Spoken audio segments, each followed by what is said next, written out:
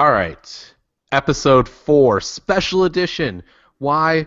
Because we have a gambling problem and we love prop bets, and we're going to tell you what our top 10 prop bets are for Sunday. So if you wanted to wager a little money and definitely lose that little bit of money, you know exactly how to do it. So, Scott Sternal, as usual, Ben Russo, who is not sipping on a glass of scotch on a Thursday night, and Matt Urich, who is definitely hungry in his parents' basement. Join me for episode 4 of Winded City Countdown, top 10 Super Bowl prop bets. How are you gentlemen doing on this Thursday evening? Either one, Not too anytime. bad. Not too bad. Pretty exciting day for us. We'll get into that a little later, but Amazing day. Just magical in so many ways, and we will talk about the magic that occurred at some point between last night and this morning. Matt, you're hungry. But I'm always hungry. I wasn't talking because I'm trying to write stuff down. You know, a good gambler writes down his debts. Yeah, I mean, you're definitely losing money on the Super Bowl. I will say I'm already ahead for this Super Bowl. How? So one of my guys that I work with, he does those pool tabs, and you get the number 0 to 9 for each quarter. And he does it where it's every card is $90 to the winner or whatever, and then there's a magic number or something like that. And if your number matches the magic number, you get $10 automatically. And I matched 3 of the 4 quarters, so it was $20 to get in or whatever, and I got $30 already. So you might as well give up, man. You already won. I'm way ahead, so it's excellent. I'm really pleased with where it's at. So I think I'm going to take that $10, and I'm going to invest it in some of these prop bets, which I'm going to say every year they're good, and this year is no different.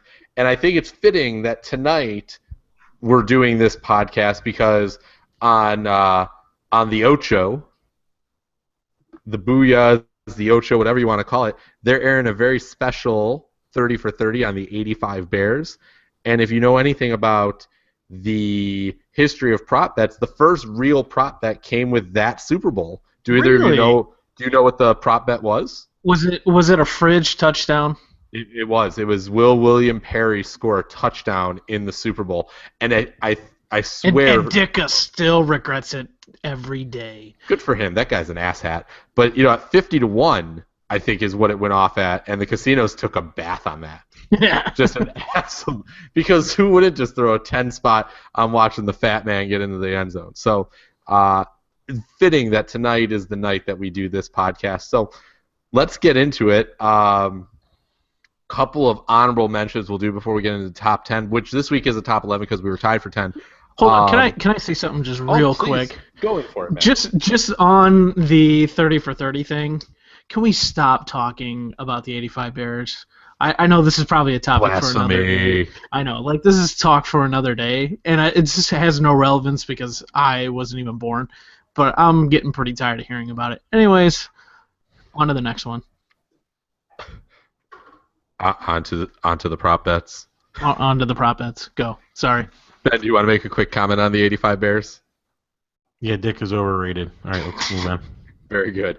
All right, so our honorable mentions, one that is really funny considering last week is will there be a missed extra point?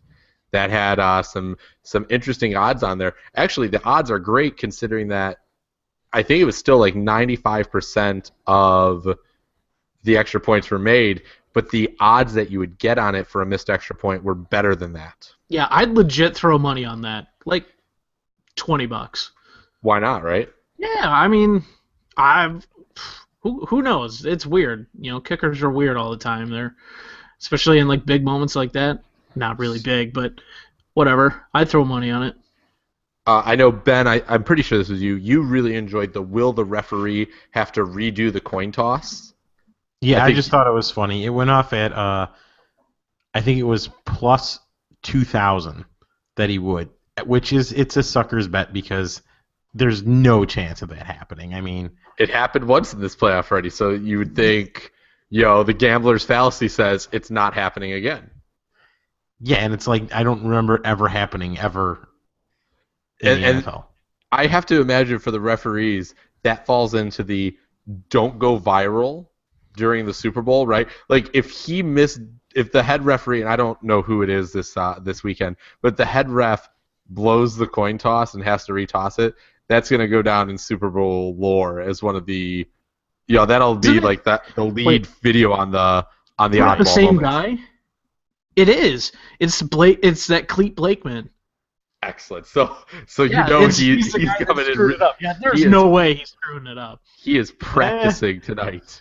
Like all week, he's like sitting there with his wife going, "All right, what do you think of this toss, honey?" And she's like, Clete Blakeman, not Blake because his name's not Blake, but Clete. Just stop. It's only got to spin. It's only got to spin one time. It doesn't even have to spin once. Yeah, it just needs to flip like over. No, it doesn't even need to flip over. They look to the rule book. There's no ruling on this. The referee can just make a determination that, I feel like we need to redo this because that wasn't a fair toss. So it's totally on the referee to make that determination. So, maybe he's thinking, you know what, I'll slide on over to Vegas, couple-hour drive from San Fran, and go slide a couple Benjamins down on a missed coin toss. I'd like to see him be able to replicate that again. Like, I feel like that's next to impossible to not get a coin to flip. Agreed. Matt is the king of bad karma and really enjoyed himself a Will There Be an Earthquake? It was 1,500 plus 1,500. Come on, throw $1 on it. That's bad karma, Matt. Well, I know it is. So you would throw $1 on it so you would win $15 for a tragedy to happen? That doesn't say that it's going to be some tragedy where like the field splits in half like it's The Dark Knight Rises. Like if there's seismic activity, boom, there you go, earthquake. That's bad karma, Matt. Well, this is why you still live in your parents' basement. Marshawn Lynch, that was some sort of seismic That wasn't an earthquake. It says earthquake, not seismic. I'll ask the scientist. I know. Well, and the ruling is it can't just be that there was an earthquake. It has to be that the announcers discussed that an earthquake has occurred for the action to go to the yes. Yeah, I guess you're right. So tough bet there, and really terrible odds. What's the odds that an earthquake hits any single day? And you're only giving me 15-1. Like you're telling me it's only 15-1 that an earthquake hits in San Francisco on a daily basis? Maybe it's earthquake season. Yeah, I don't know. Sure, why not? And then my favorite that didn't make the top 10 here was, will any team score 3 times in a row? So that excludes extra points. So I also think it was 3 times in a row without the other team scoring. Yeah, that's the full thing. So can they score 3 times in a row without the other team scoring? So they could punt in there, and that's allowed. But so for Carolina, like they could go field goal, or safety, touchdown, field goal, and it's happened in something like 5 of the last 6 Super Bowls. So it's an interesting one to take a look at. I really enjoy that one because you're betting that one of the teams is going to get on a little bit of a roll and score at least 6 points if you get 3 safeties, which that would be the most amazing Super Bowl record ever. But there's your honorable mentions. But now it's time to get to the list, the top 10 Super Bowl prop bets. So let's start it out. And speaking of safeties, number 10, 10B, will there be a safety? Yes, at plus 475. So those of you that are gambling novices, when it says yes plus 475, Ben, I'm going to let you take this one. What does it mean when it says plus 475? Essentially, plus 475 means to win $475, you have to bet $100. So you're essentially winning. The odds would be 4.75 to 1, if you will. So on a $100 bet, you would win $475. And the no for this one is minus 700. So can you explain the minus 700 to our fans? It's kind of the same concept, just there's a minus in front of it. So this one, in order to, if on a $100 bet, you would win, it would be $70, right? If my math is correct. Yeah. Something like that, yeah. Or you'd have to bet $700. Yeah, you'd have to bet $700 to win $100. Yeah. So, again, tough odds when you get something like that. But in something like this would be one I haven't decided officially what I'm going to do, but I would tend to lean towards the minus 700 just because they're rare. I mean, we did have one 2 years It's actually ago. been really frequent lately. There was one in the Giants New England Super Bowl when Brady had the erroneous intentional grounding, which was not intentional grounding. There was the Cardinals Steelers Super Bowl had one. The Ravens had one when they were up 5, I want to say, or up 6, and their punter just stepped out of the end zone. Mm-hmm. Well, yeah, we've had them in 3 Super Bowls in a row. Denver had the one on like the first play of the game against Seattle. There was not one last year. Last year was one of the first times. Oh yeah. I forgot about that. So it's happened quite a bit. But it had happened 3 years in a row prior to that. And so for our listeners, we are actually going to we all are going to place essentially a $20 bet on all these and see who comes out ahead. And we'll talk about that on the pod on Monday. But Ben, you're up first here. You're going to take the yes or the no on the safety. I just like the odds too much. I mean, plus 475. I mean, you can't ask for a better opportunity. So I'm going to go ahead and say I really want to say no, but I'm going to go ahead and say yes, just because I like those odds way too much. Matthew, yes or no? I'm going no. Going no, playing it safe. I'm going to go with Ben and say yes. And the reason I'm going to say yes is these two defenses are really, really good. And between Manning's noodle arm, that could be loaded with HGH on Sunday, just saying. Could be. Probably not, but could be. And Carolina having 2 pretty weak tackles they've had career years, but it's not as though they're world beaters by any means. You could totally foresee a situation where DeMarcus Ware rushes Michael Oher, I can't even say it right, but it's first and 10 on it's first and 10 on their own 3, and Ware just clowns that guy, and Cam gets forced into a throw, or there's a holding in the end zone or something like that. So I'm going to go with Ben. I think it's a yes, and not that it's easy money or anything like that, but I like my chances. I like my chances there. So, all right. So, Matt, you got that down. A yes for me, a yes for Ben, and a no for yourself. All right. And 10A is going to be one of our favorites. This is not really game related, more of an entertainment prop, which those are sometimes the best ones. How many times will the Golden Gate Bridge be shown? Over under 0.5. So what we mean when we say over under, for those of us that don't know, it means here's the number that they're setting for the times it's going to happen. Do you believe it will be more than that, over, or less than that, under? So they're setting it at 0.5. So to win the bet, they have to show the Golden Gate Bridge during the broadcast one time. And I'm just going to start us off here. That is easy money. Amen. Easy money. There is no doubt in my mind that there might be a Full House parody at some point. They might talk about Uncle Jesse. They might talk about Danny Tanner. They're showing the Golden Gate Bridge. Maybe they show like Cam Newton in front of the Golden Gate Bridge during an infographic of how awesome he is. But that is easy money. Yes, minus 300. You can book it. It is the safest of all 10 prop bets on this list.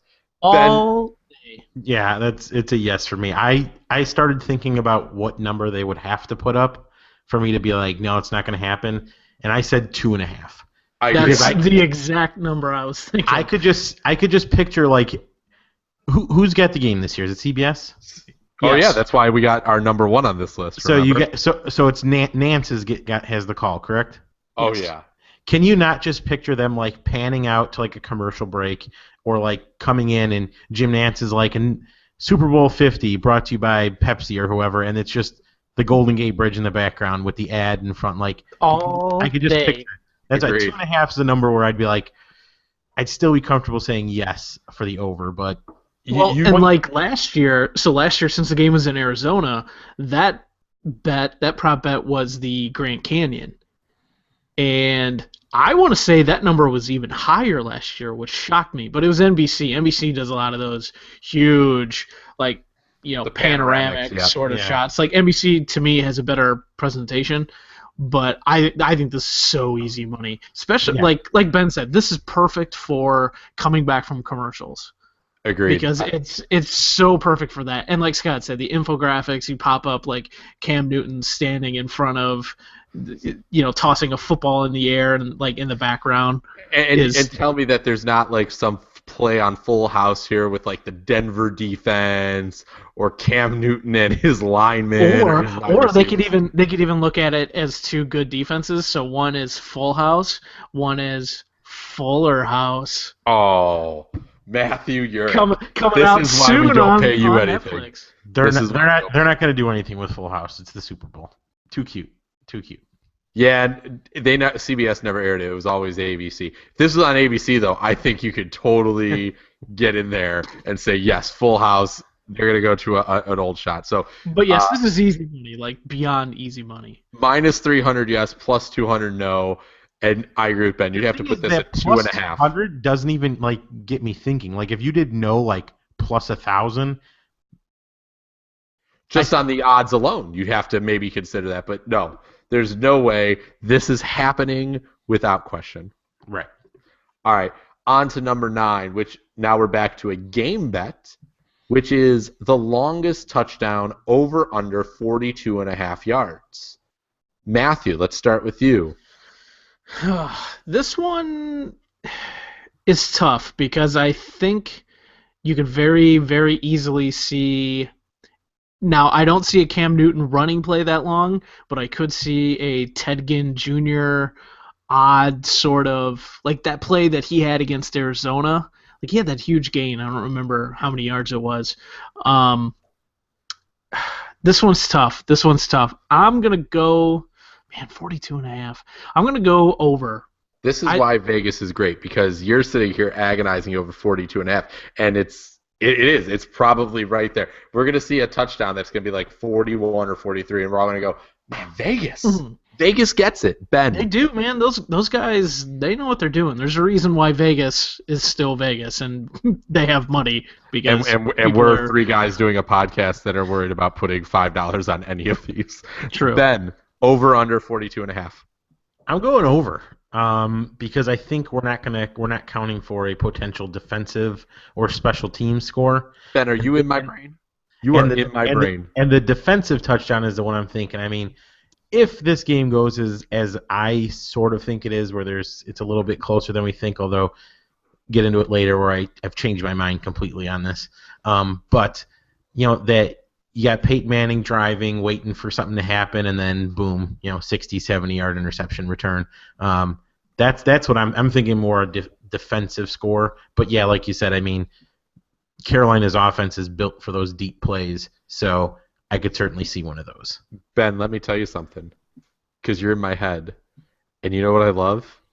I love taking this one and parlaying it with a little Peyton Manning throwing a pick six. Ooh, I do like that. You bet the yes on that, and you say that pick six is definitely going to be over 42.5 yards, and you sit there and you go, yes, sir, I'm going to take my plus 300 on Peyton Manning. I'm going to take my even money here, parlay that together, meaning both have to come in for me to win the bet, and take the extra money and walk away happy. So I'm with you, Ben. Over 42.5, and I think the over is going to happen on a defensive touchdown in this game, no question. So again, we're all in agreement. So far, Ben and I are going to be the winners here because there's going to be a safety, and Matt's going to be the loser because he played it safe with there won't be a safety. It'll be a 42.5 yard safety. I'm fine with that too. Whatever. We'll take the victory there. All right, number 8 on our list, another entertainment prop. Again, these are great. Love this one. How many times will dab or dabbing be said over under 2? And I'm going to start here, and I'm going to say under, because Jim Nantz, his brain is in the Butler cabin. He is excited for the Masters, and there's no dabbing with Billy Payne in the Butler cabin. There's no dabbing out at Augusta National. And he's just about ready to throw Phil Simms out the window of the press box right now. And I think if Phil Simms says anything about dabbing, he's going to be like, dude, are you kidding me? So did you see a golfer did dab, by the way, today? Yeah, he won't be dabbing at Augusta National in about a month here. Which, by the way, we'll talk all about Augusta National because that is just a gorgeous day of golf. It makes, even if it's 80 outside, I'm going to be inside watching Augusta. But I'm going to go under because Jim Nantz just won't allow it in his booth. Not a chance. Ben, you shook your head. Are you going over? No, I'm with you on the under for the Jim Nance reason. But I'm also banking on the over-under at 2 is, I think, worst case scenario, it's a push.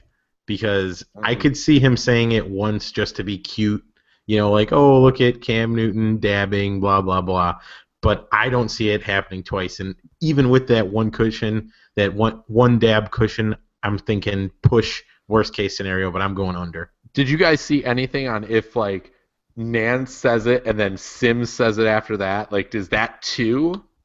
Yeah, it's just 2 dab mentions. Okay. Uric, Matthew? See, I forgot about Sims. I could see him saying it like 30 times. Look at the dabbaroo! Right? Oh, yeah. God, I hate that guy. Shit. I am so on the over on this. I love it. I love it. Why do you love it so much? I love it. It's such a huge thing right now.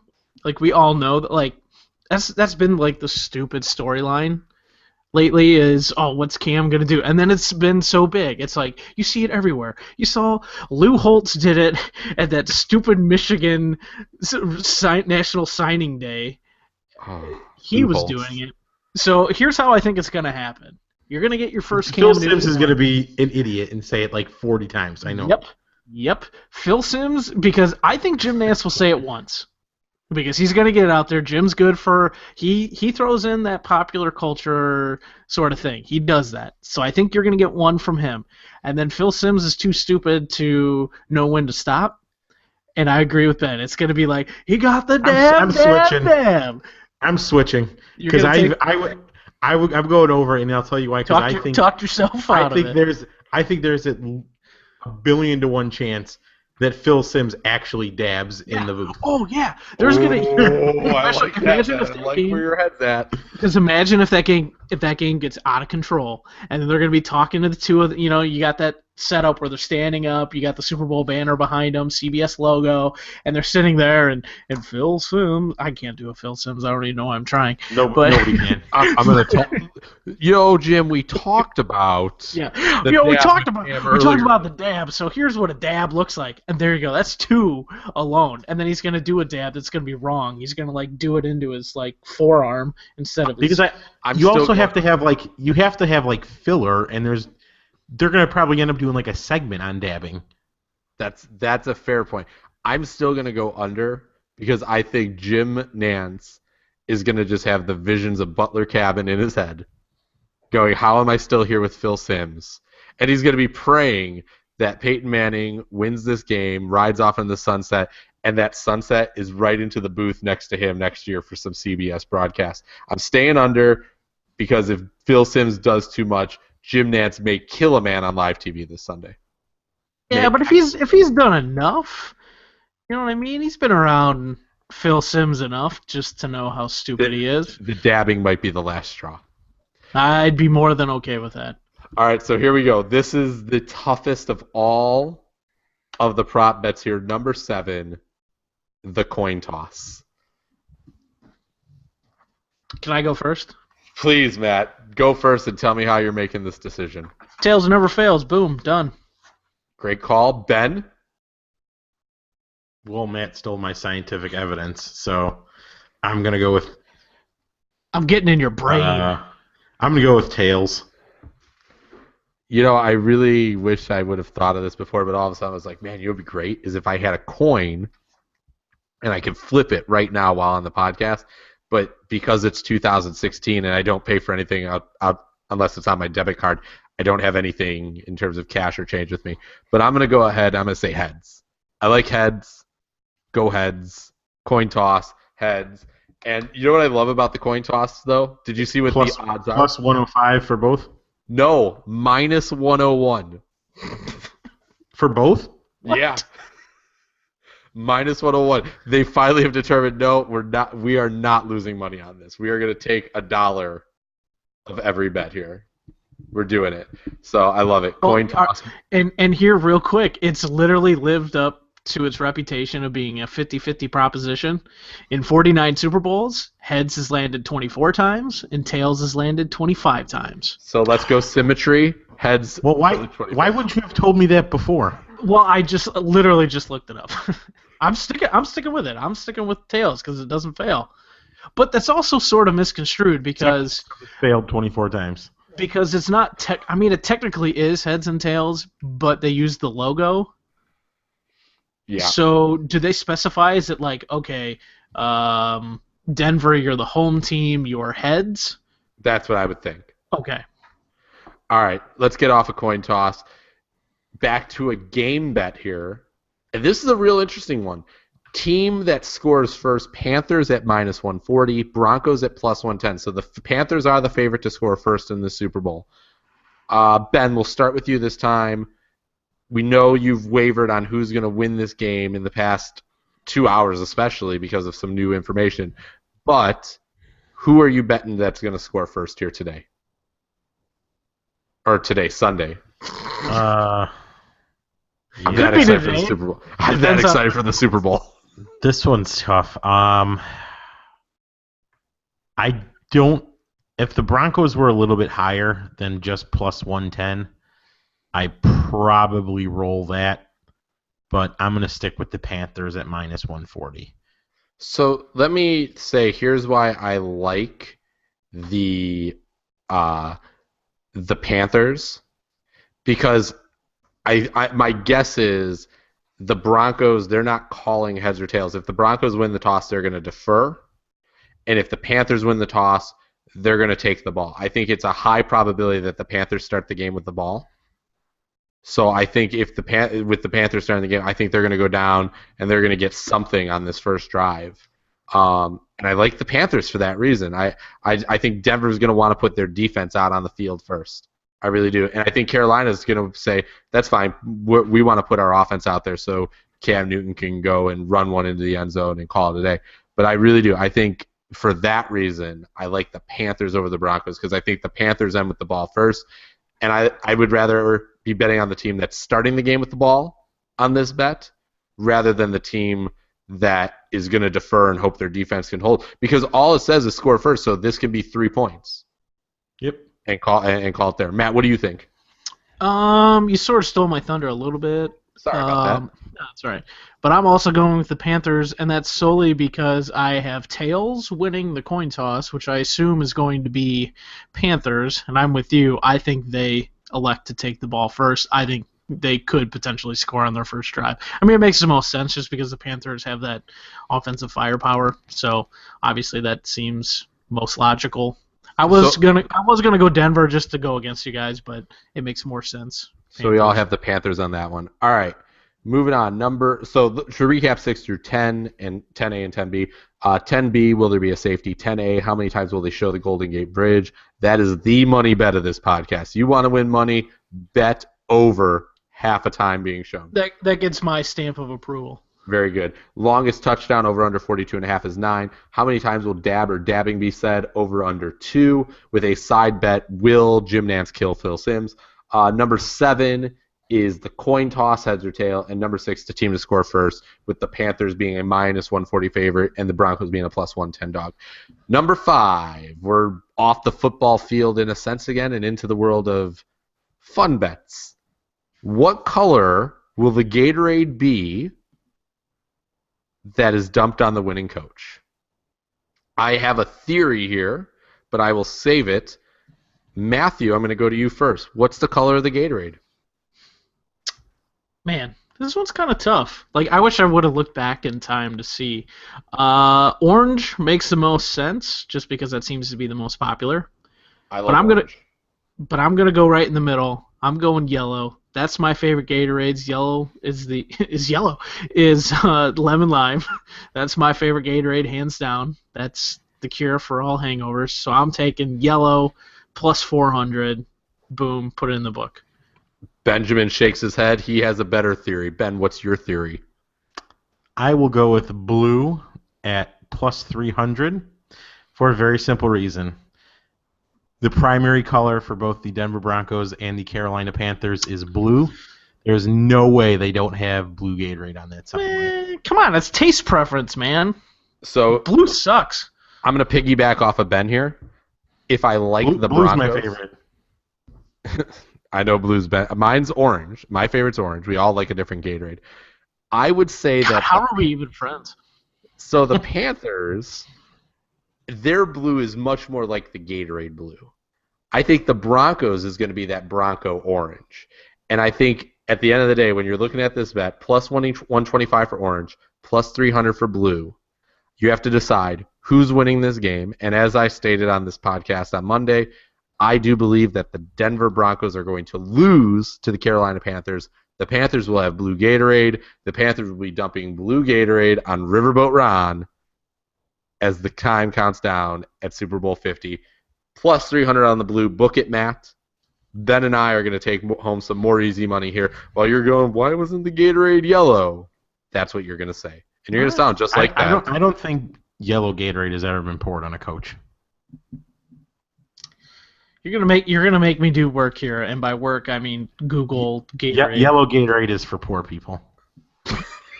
Yeah, and it tastes and that's why Matt good, drinks too. it, because he lives in his parents' basement. Boom roasted. Oh, that's unbelievable. Yeah, I think blue's the color. So Gatorade color. All right, now on to one of my favorite bets of the whole Super Bowl, because there's really a lot that you can look at when selecting what you're going to choose here, and it's number 4 on our list, the game MVP. Oh, man, can I change mine real quick? What, in Gatorade color? No, because I know what you're going to do. You're going to change to orange, aren't you? Yeah, because that is that's a very predominant color. Because I just Googled Super Bowl Gatorade and looked at pictures, and it's like everybody's getting hit with orange. I think it's the last 3 or 4 have been orange Gatorade.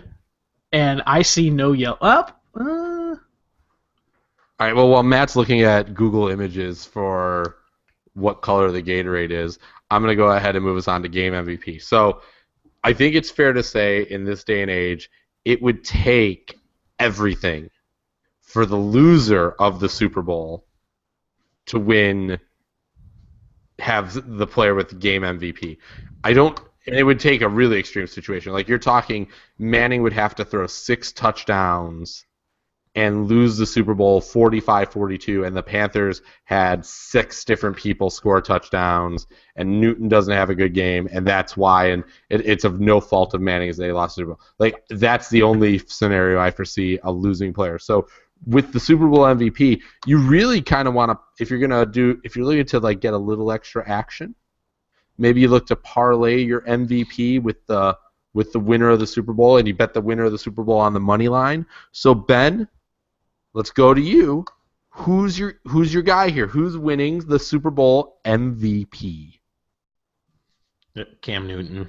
I mean, it's if they win, it's because he was involved. And the point you can make with this is, like, if you look at guys like Ted Ginn, Greg Olsen, any receiver really on Carolina, if they have a good game, it usually means that the quarterback had a good game. So Cam Newton's just, if you think Carolina's going to win, you have to take Cam Newton, in my opinion.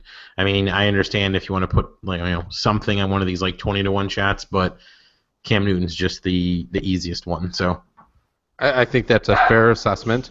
Oh, my dog is barking on the podcast. That's a new real professional. It's so professional that I'm in my sound recording studio right in front of my sliding glass doors of my house. Matthew. The most sense here, I'm with Ben. Cam Newton. You look back at the last 9 Super Bowl MVPs. Let's see, 7 of them have been quarterbacks. The only 2 not to be quarterbacks are Santonio Holmes. Who else? Oh, Malcolm Smith of the Seahawks. Other than that, you got Manning, Peyton, Eli, Drew Brees, Aaron Rodgers, Eli again, Joe Flacco, Tom Brady. So money, I mean, it makes the most sense. I know the odds obviously aren't that great. What's Newton at? 5 to 7. 5 to 7. I mean, that makes the most sense. That's obviously why he's the odds are what they are. So I'd throw my money at Cam Newton. For those of you who this is called a tease here in the business. For those of you who read the blog, I actually am going to have in my latest piece. So by the time you guys probably listen to this, it'll probably be posted. I got 2 under the radar MVP candidates with a little explanation as to why I have those guys. But you're going to have to check that out on the blog. I don't give that stuff away for free on the podcast. I only give it away for free on the internet. So, which is where Scott, our podcast is, so. Shut up. You can get it on your phone. All for free. Which is the internet. All the time. It's really hard to not pick Cam Newton. But I'm going to make a case because I'm a gambling man. Not a good one because I have to do a job every day, and if I was any good at it, I would obviously be doing this for a living. But I'm going to make a case for somebody that's not Cam Newton. And I am going to go with a member of the Carolina Panthers offense. I'm going to go with Jonathan Stewart. Love the number, 22-1 odds. I know it's a long shot. I know you're shaking your head, Ben, but you could easily see the pass rush of the Broncos get into Newton, and all of a sudden the Panthers go to ground and pound, and John Stewart against the best rushing defense. I hear you, but I could just see Jonathan Stewart getting something like 25 carries, 100 yards, maybe he hawks a couple touchdowns at the goal line. And all of a sudden, even if he's not at 100 yards, you're telling me that the final score is 24-14 Panthers, and John Stewart has 2 touchdowns and 70 yards in the game and helps control. Cam Newton having like a billion 1-yard touchdown runs in his career, you think all of a sudden in the Super Bowl they're just going to decide to give him to Jonathan Stewart? How about you ask Walter Payton how that turned out? Again, I'm not saying... Walter Payton's a running back, though, not the quarterback. I know. I'm not saying, Ben, that I don't disagree. I think ultimately Cam Newton wins the MVP. But I think if you were looking for a solid value pick at 22-1, Jonathan Stewart I don't think is a terrible selection. Do you want like a really crazy out there one? I didn't include this on my list. I actually really considered it.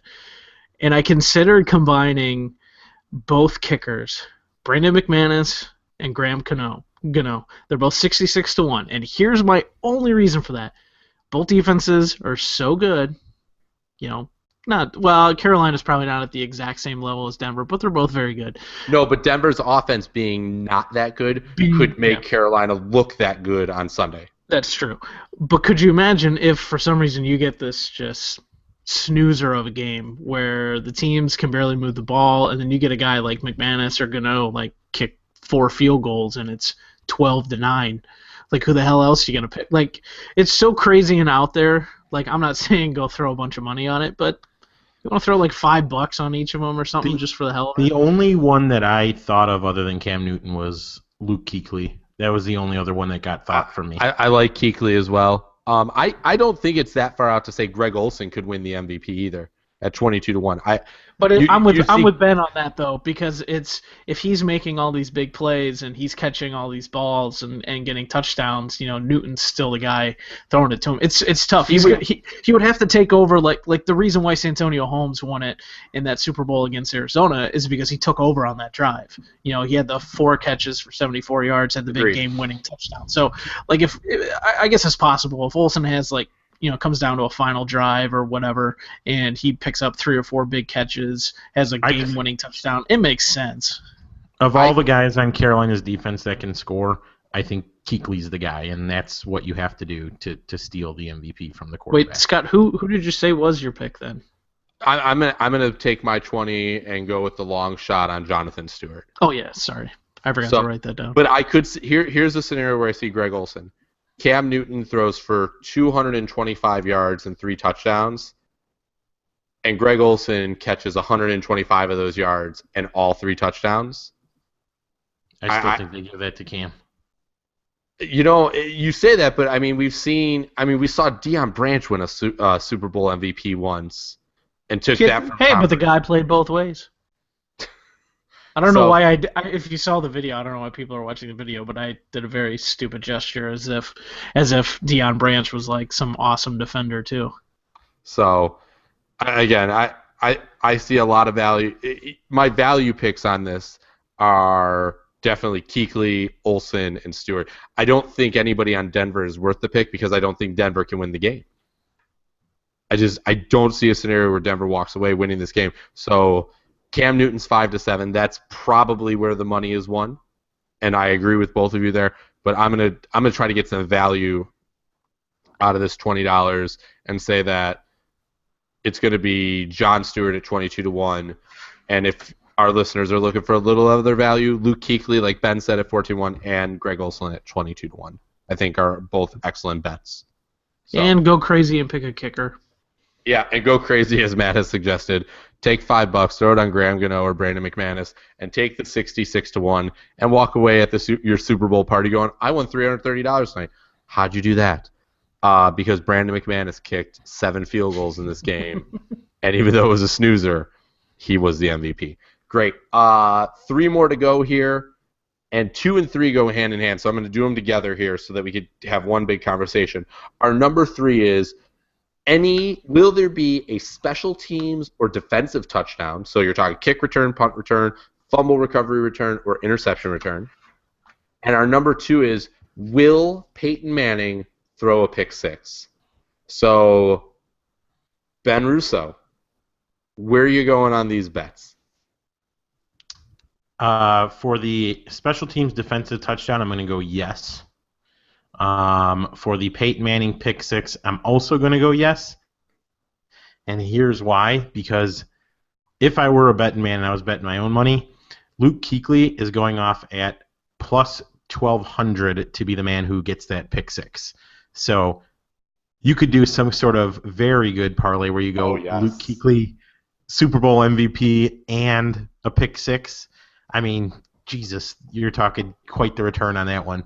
I mean, unbelievable. But I'm going to say yes with both, just because I truly think there is going to be a special teams or defensive touchdown from somebody, and then the Peyton Manning pick 6 at plus 300. Just too much value to not take that one. Ben, I love your idea here, and if you wanted to go a little 5-way parlay, you take Manning with the pick 6, any special teams defensive touchdown. You take the Carolina money line, because I think that leads to Carolina winning the Super Bowl, and then you go ahead and you add in there Golden Gate Bridge, the Luke Kuechly MVP, and I was going to say, and you top it off with the lock of the show, the Golden Gate Bridge. Which, wouldn't it just be a bitch if you hit 4 of those out of 5? And they didn't show the Golden Gate Bridge. Well, the thing is, I'm not sure how many places let you add that as part of your parlay. I'm not sure. I'd have to. No, I agree. I don't think you can get a lot of parlay action on something. Yeah, because if I remember right, like when I used to do it with Bovada and Bodog when it was still that, you couldn't do a lot of these silly prop bets as part of parlays, only because I think some seem so obvious that they know they could lose a lot of money. Like, because think about it, if you're and they put a max on it as well. Like you can only put $20 max on those fun ones. Yeah. Like I know for sure that I'm putting $20 on Left Shark making an appearance at this year's Super Bowl halftime show. You didn't hear the news today? What news? That Chris Martin, the lead singer of Coldplay, said there is. Hold on, I could probably find the real quote. There was a full quote. He said I don't want the real quote. I want the Matt Urick basement quote. He said something about the fact that there's no rooms for sharks. No room for sharks. You know what that means? There's definitely going to be a shark. There is so definitely a shark.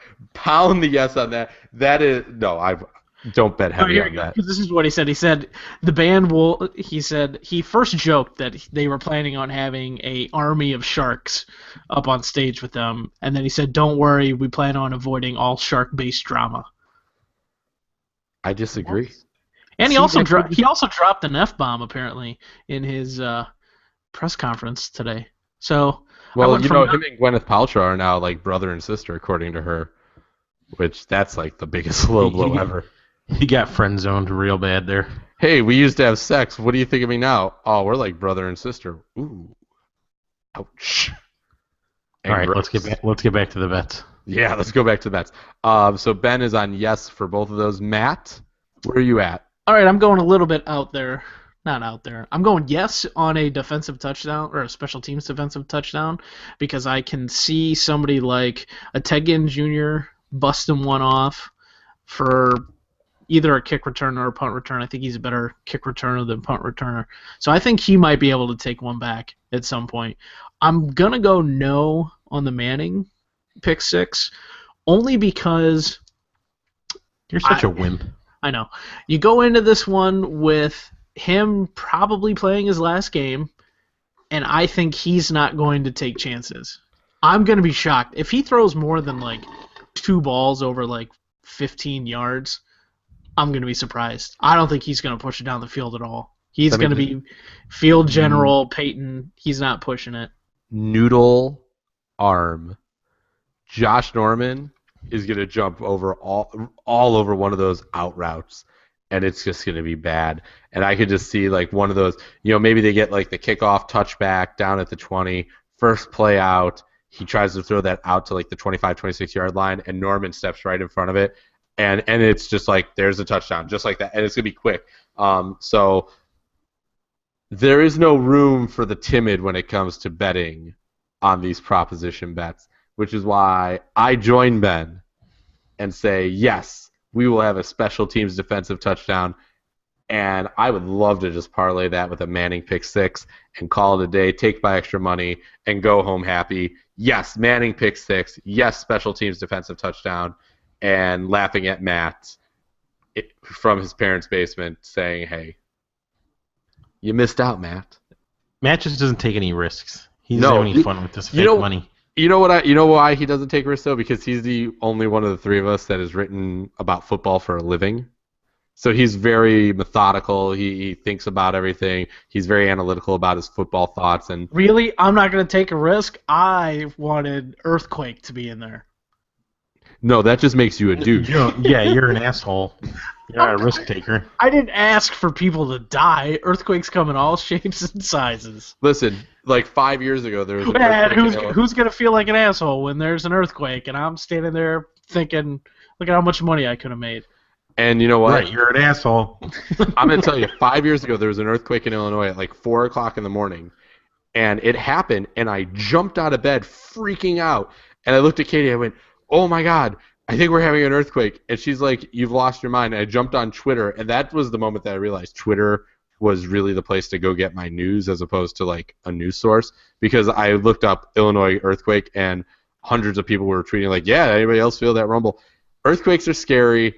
Earthquakes in a giant stadium when I've probably had 7 or 8 beers because I've stood in that damn security line for 2 hours just to get into my overpriced seat, and the stadium starts rumbling, I'm going to go, yep, this is bad. You're a douche, Matt. No earthquakes. How dare you bet earthquakes for this Super Bowl? And let's be real here. There's no chance you jumped out of bed, Mr. Athlete. It's figurative language. If he jumped it, I would have paid. By jump, I mean rolled out and fell on the floor and probably hurt my knee and pulled a hamstring or something. And then got yelled at and told to go downstairs. Yeah, exactly. Described to a T. All right, and now on to our number one. To recap 5 through 2, 5 was Gatorade color, 4 was game MVP, 3 any special teams defensive touchdown, and 2 was the Will Peyton Manning throw a pick 6. But now we're on to number 1, gentlemen, and number 1 is the finest prop bet I think we've seen in 5 years. Was this unanimous, by the way? No, Scott didn't even have it on the list. What? It was your. I didn't. I didn't. You know, when I first saw it, I didn't really like it, and then it was number 1, and I started thinking about it, going, "This is the best number 1 ever." Yeah, like, dude, this is as money as Golden Gate Bridge, in my opinion. Here's my concern. Here's my concern with this one, is if we don't have a review in the game. Well, yeah, it's a moot point, but they're gonna ask him something, so I guess that doesn't technically count as a review, does it? A replay review, yeah, it has to be a replay review.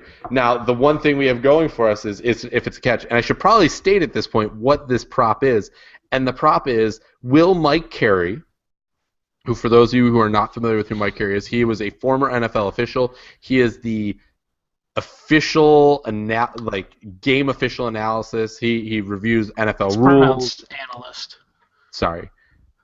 He looks over all the rules, and when there's a review on the field, CBS brings him in to discuss what the ruling is going to be and what's the outcome, and he's always wrong. And so the prop from Vegas is, hey, will Mike Carey get a replay review wrong in this game?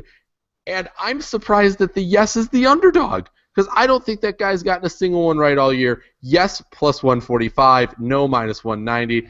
And I think you parlay this with our other lock of the show. How many times will they show the Golden Gate Bridge? Because you know what they're going to do? There's going to be a review. They're going to come out of the break, show the Golden Gate Bridge as Mike Carey is describing why it's a catch, and then the officials are going to come out and say, no catch. Okay, and you're going to go, yes, parlay, there's the Golden Gate, there's Mike Carey being wrong, take it to the house, Mike Carey getting it wrong, I say yes. Matt Urich, your thoughts? All right, I was full on thinking this was pretty dead set easy, and then I probably should have did my research before this, but so apparently this year, in all the plays, this was during the regular season, Mike Carey accurately predicted the NFL's final ruling on the replay 90% of the time. Lies. That is a fabricated stat by CBS to make him not look bad, because Mike Carey has already come out this week and said, there was an article today that he is aware that people think he sucks. So this is just an ego boost. Ben, add what you got. Hold on, I'm just looking to see if this 44 is total reviews, 36 correct, 4 incorrect, 4 with no opinion given. Which that's more of a blunder to me. How you're a review guy and they're like, "What do you think, Mike?" Never mind.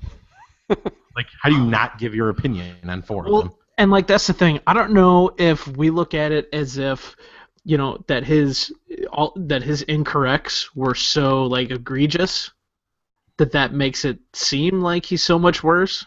I think he's pretty terrible. Granted, us being Bears fans and for me, since I covered the Bears this year, I watched maybe 2 games on CBS. I think the Bears had 2 CBS games, so I don't have a chance to see him very often or hear him, I guess, whatever you want to say.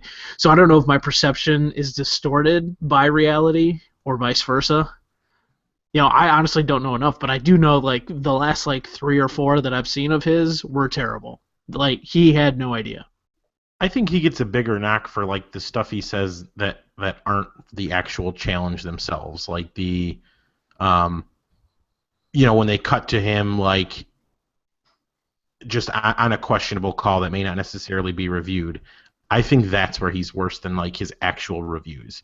Here's one. Ben, we may be looking at the same article here. This is from For the Win. It's a USA Today thing. On a simple touchback call in a Browns-Raiders game earlier this year, this is how he described it: a real close one. And here's the rule: It's not does he have control of the ball? Is he touching the ball when he's touching in the end zone? Because that makes it a dead in the end zone. Because the player is touching in the end zone, it makes it dead immediately. I don't even know what I just read. That's poetry right there. And that's why Mike Carey will absolutely, on the biggest stage of the year, get a replay review wrong. Yeah, regardless of everything I've read here and him apparently only missing 4 calls and is right 90% of the time, I'm going with the... he definitely gets one wrong. I want to add one thing here. I'm going to go off this Mike Carey thing for a bit and get to the game prediction. I've been saying all week that I really, really think that the Carolina Panthers are the team that's going to win the Super Bowl here.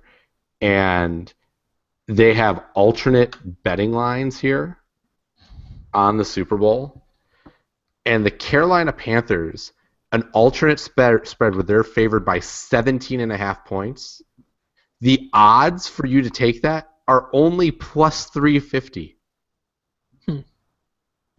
I think that's super telling about how much the books in Vegas and those very reputable offshore places are looking at the Denver Broncos, that you could only get 3.5 to 1 on the Carolina winning by 17.5 or more points. All right, so I know we all made our predictions Monday for the game, but if you're a betting man, so what's the line at right now, Scott, that you know of? I got it right here. It is Carolina -6. -6, really? Yeah, -6. And Because I would be the first tempted half to line take is Denver to -3.5. cover. Okay, because I honestly would be tempted to take Denver to cover. I've made my Yeah, because I thoughts know you known. think it's going to be a blowout, which I totally understand. Like that makes sense. I get it.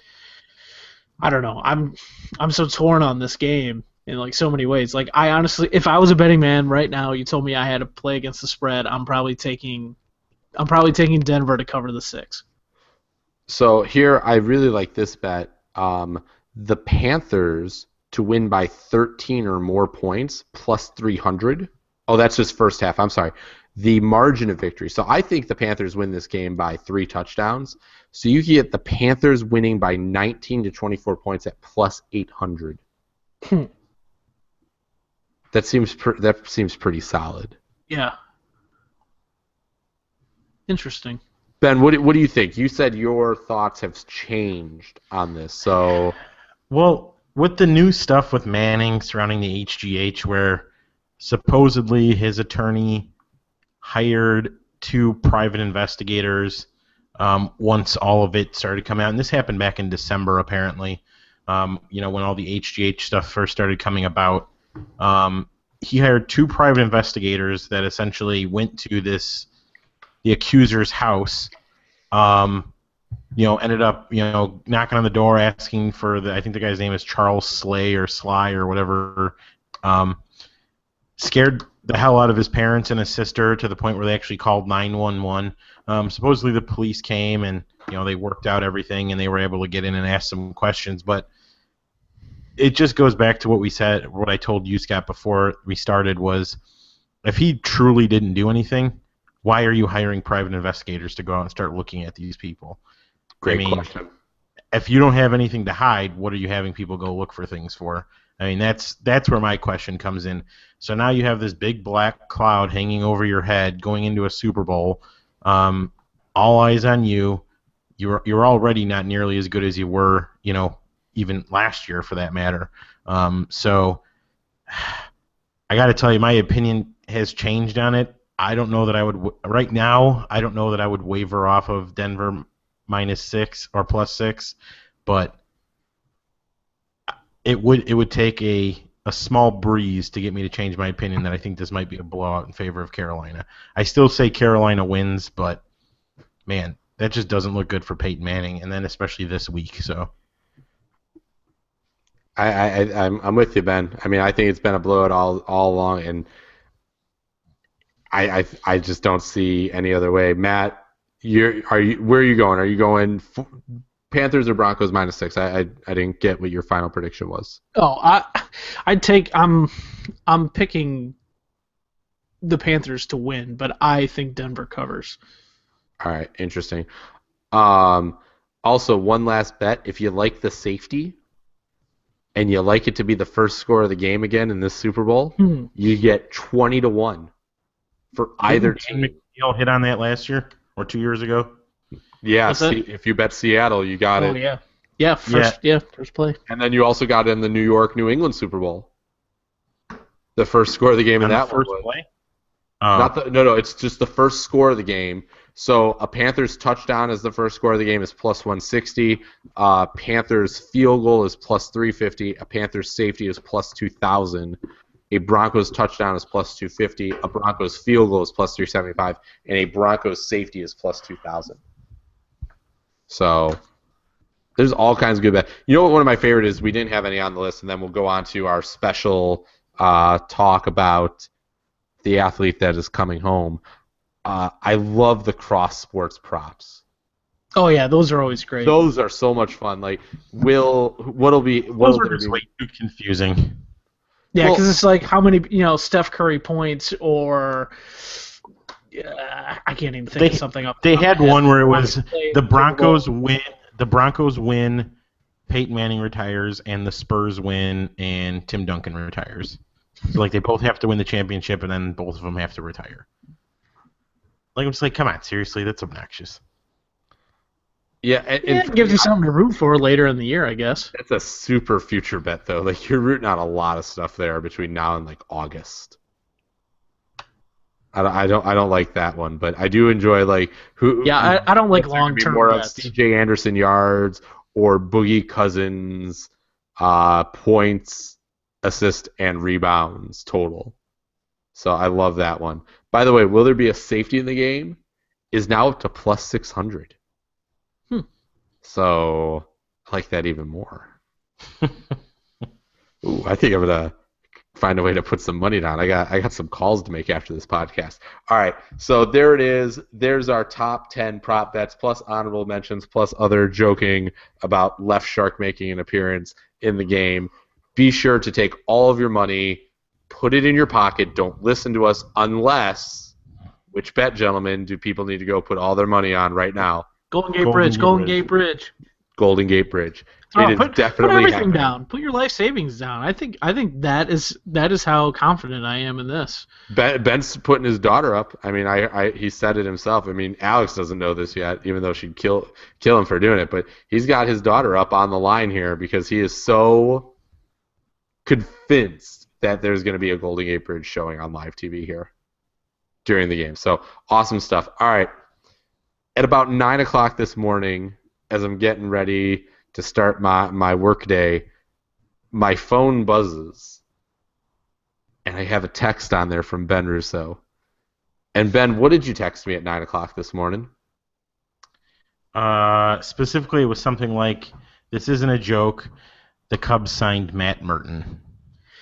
See, real quickly, you had the joy, Scott, of seeing that this morning. Ben, you also had the joy of seeing that this morning. I got to go to bed with a big old grin on my face last night because this news roughly broke around the midnight-ish time. I'm trying to find it right now because I was talking to some people on Twitter about it. So roughly around like 11:30 midnight last night, I saw it, and I literally thought it was a joke. And then, like, Carrie Muscat, that covers for Cubs.com, she, like, put something that said, "This is not a joke." It was amazing. It was amazing. I fell asleep a happy man knowing that finally the Cubs have done something right. Finally, what? It was a joke. Jeez, neither of you. It was a joke. This is why Matt living in Streeter in his parents' basement. It's just his jokes are less funny than when he's up here in person. It's just absolutely hilarious. And I'm also hungry. I mean, I put it at like 1,000,000,000 to 1 that he actually makes the team, but I mean, man, come on, like this guy was like a fan favorite for a solid 3 years. He had that one like really good. I mean, I don't want to say really good season, but he hit like just under 300.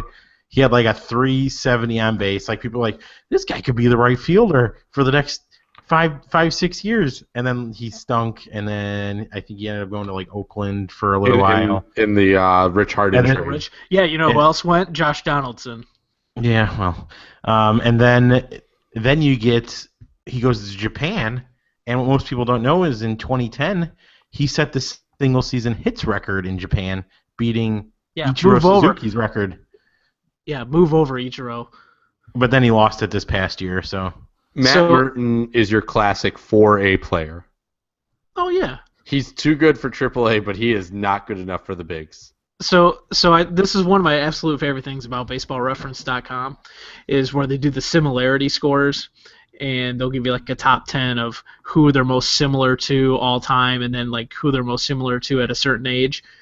I've never heard of anybody on the list of his top 10. Like, I swear I've never heard of these people. His number 1 is Gibby Brack. That's his number 1 comp. His number 2 comp is Andy Dirks. But when you look at his most similar by age, at the age 24, he's most similar to Kirk Gibson. At 25, Andre Ethier. And then the last two, I don't know who they are. But I just found that interesting. Like, Merton was that kind of guy that, because he was part of the. You've never heard of Lyle Mouton? No. Armando Rios? Or no, like I've legitimately heard of both of them. Oh, I've never had. Have you heard of Benny Agbayani? Actually, I think I have heard of. Yes, Benny I have heard of Benny Agbayani. Now that I say it, But I never heard of Gibby Brack. I mean, I don't think anybody's heard of him. Now I got to look up to see. Yeah, Gibby Brack died in, or no, debuted in 1937. So. I think Lyle Mouton played for the White Sox for like a year or two in the early 90s. Because the crazy thing, because wasn't it when Merton came in that Nomar deal, that was sort of like a pretty good get, right, for the Cubs at the time? Like, he was considered like a fairly good piece along with Nomar, because Nomar was sort of... He looked great in AAA. Yeah, because Nomar was on the downturn anyways. He had a good, in 2006, in 450 at-bats, he hit 297, 365 on base. I mean, it's pretty good. It's just really interesting, and it's so not. I don't even know if interesting is the right phrasing here, but it's just odd that a guy who was seemingly a part of like the Cubs' future, or like core, but not like main core, but like sort of off to the side, that in the mid 2000s, 06, 07, 08, and then like all of a sudden he's like back.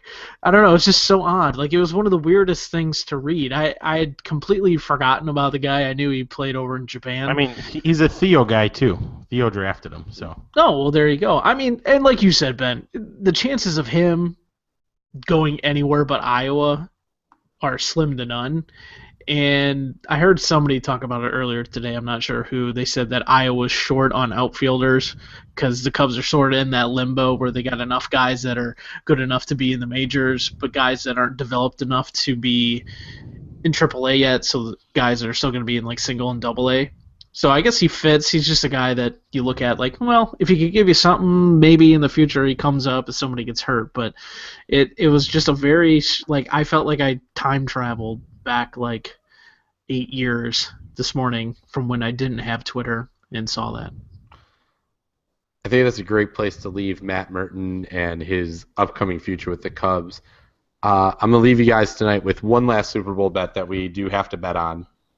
It's one we haven't talked about yet, but you're going to make the bet right now. Lady Gaga is singing the national anthem. Over, always. I don't even know what the number is. Over. 136.5 seconds. Wow, that's bigger than I thought. That is over 2 minutes. So, Matthew, over under 2 minutes, 16.5 seconds. I'll go over. Ben? I'm going to go over. I feel like she puts some sort of spin on it and extends it out a little bit. Goes a little crazy with it. I'm going to go against the grain. I'm going to say she's going to do a very bland, very plain Super Bowl anthem, and we're going to be under 2 minutes and 16 seconds. And I will take that one to the bank as well. So they do have the under at minus 155 and the over at plus 115, Matt. So make sure you notate that on our props list there. So good talk, guys. I love gambling. Everybody loves gambling. We'll definitely have some more gambling stuff as we get ready. We have baseball season ahead. We'll look at some of our favorite lines for that, I'm sure, as we're getting into the season, such as Kyle Schwarber at 100-1 to be the NL MVP. That doesn't seem like such a bad bet, but hey, you never know. Is it a bad bet, Ben? I'm not talking about baseball right now. Not ready. What are we at till pitchers and catchers report? 15 days? Something like that, 2 weeks, whatever. It'd be great. So we'll get through the Super Bowl. We'll wrap that up on Monday, and then we will move into baseball mode. Baseball, March Madness, but, it's kind of that dead time, so we'll talk a little bit about the dead time of sports. So any final thoughts from either of you before we let this go? Throw all your money on the Golden Gate Bridge. Love it. Bet the line, not the actual bridge. That wouldn't make sense. Yeah, I agree. Golden Gate Bridge is the lock of the century. What if I gave you a bet on Full House references? 0.5. Right, enough giving us bets. We've had a million bets. I like it. All right, so for Matt Urich and Ben Russo, I'm Scott Sternal. Bet your money, Golden Gate Bridge. It's the lock. Thanks for listening yet again. We'll be back Monday to recap the Super Bowl and our next top 10 list.